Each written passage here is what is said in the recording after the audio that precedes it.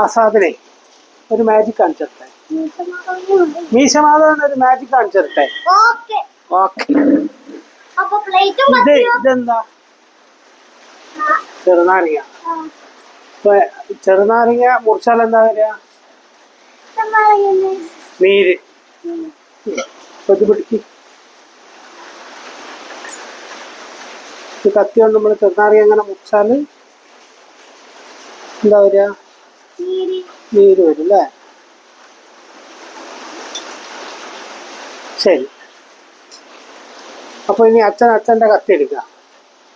എന്നിട്ട് ഒരു മന്ത്രം ജപിക്കാൻ പോവാം.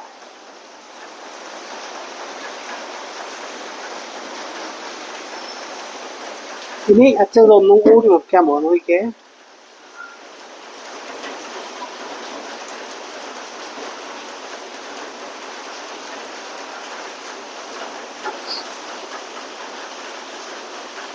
എന്താ വരുന്നു നോക്ക്.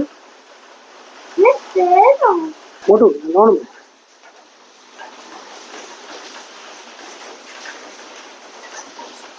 കാണുന്ന ഉണ്ടോ? ചോര വരുന്നുണ്ടോ? എന്താ നാരങ്ങന്ന് വരുന്നത്?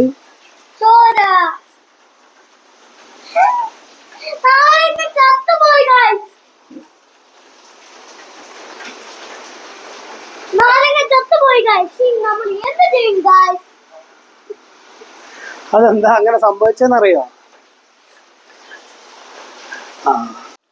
പണ്ട് നമ്മൾ ഹൈസ്കൂളുകളിലൊക്കെ പഠിച്ചിട്ടുള്ള സൂചകങ്ങളുടെ അഥവാ ലിറ്റ്മസിന്റെ ഒരു പരീക്ഷണമാണിത്. ഇതിന് ഞാൻ എടുത്തിട്ടുള്ളത് നല്ല ചുവന്ന ചെമ്പരത്തിപ്പൂവാണ്. നാടൻ ചുവന്ന ചെമ്പരത്തിപ്പൂവാണ് ഏറ്റവും നല്ലത്. ഞാൻ എടുത്തിട്ടുള്ളത് ഒരു ഹൈബ്രിഡ് വെറൈറ്റിയാണ്. അതുകൊണ്ട് അതിൻ്റെ റിസൾട്ട് ലേശം കുറഞ്ഞു.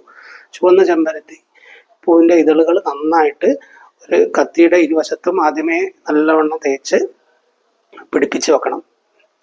അത് അല്പം ഉണങ്ങിയ ശേഷം ആ കത്തിയുടെ പ്രതലം ലിറ്റ്മസായി മാറിക്കഴിഞ്ഞു.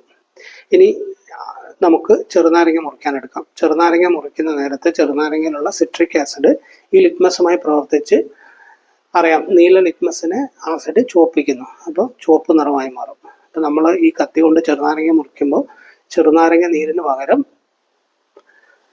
ചുവന്ന നിറത്തിലുള്ള ദ്രാവകമാണ് വരുന്നത്. ഇത് ലിറ്റ്മസിന്റെ പ്രവർത്തനമാണ്. ഈ ഒരു പരീക്ഷണം നിങ്ങൾ വീട്ടിൽ ചെയ്തു നോക്കൂ. നല്ല രസകരമാണ്.